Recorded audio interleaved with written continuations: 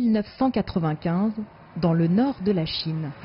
Un jeune et brillant professeur est soupçonné d'avoir assassiné une jeune fille. Une enquête qui piétine pendant 2 générations sur fond de vengeance et de réincarnation. C'est avec ce polar qui mêle suspense et fantastique que Tsai Yun, maître du thriller et auteur de best-sellers depuis une vingtaine d'années, fait son entrée dans le paysage littéraire français. Roman à tiroir à la structure temporelle complexe, La rivière de l'oubli dessine en filigrane les bouleversements traversés par la société chinoise ces 20 dernières années. En général, les romans à suspense ont une structure discontinue. Par exemple, ils se déroulent sur quelques jours ou quelques mois, mais cela ne correspond pas à la réalité des choses. En écrivant sur les 2 vies d'une personne, la vie passée et la vie actuelle, bien sûr, le temps est très long. De plus, cette période correspond à l'un des plus grands bouleversements de la Chine en matière de développement rapide et mérite d'être connu de tous les écrivains chinois.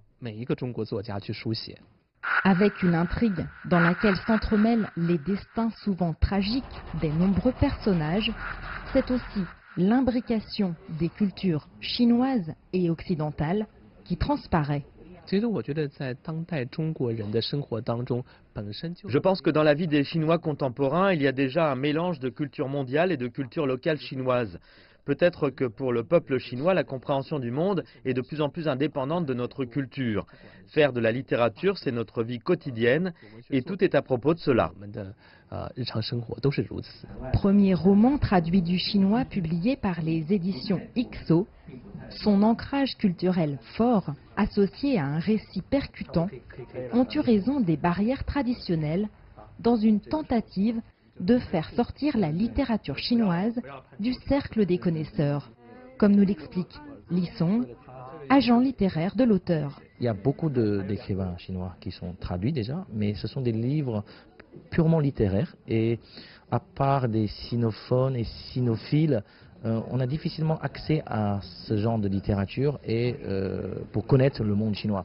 Et les Français connaissent quand même très mal le monde chinois et grâce à un polar, je me suis dit que peut-être ça va être plus facile de comprendre le monde chinois et tout en développant un intérêt pour créer cette curiosité aussi pour la littérature chinoise et pour le monde chinois.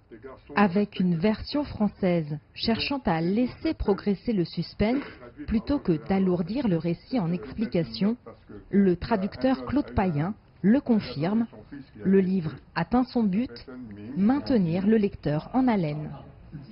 Ce roman m'a semblé passionnant, c'est pour ça que j'ai eu beaucoup de plaisir à le traduire. Et notamment, ce que j'ai remarqué, c'est que ma femme, qui est ma première correctrice, quand j'avais traduit un chapitre, elle m'a toujours réclamé le suivant, ce qu'elle ne faisait pas d'habitude. Donc j'en ai déduit qu'il doit être accrocheur. Ce roman de Tsai Yun, outre les qualités du récit policier à la construction sophistiquée, donne accès à des éléments du monde chinois à un large public en dehors du petit cercle de la sinologie. Une manière de décloisonner qui permet de faire progresser la compréhension entre les cultures. Jade Charles, CGTN, Paris.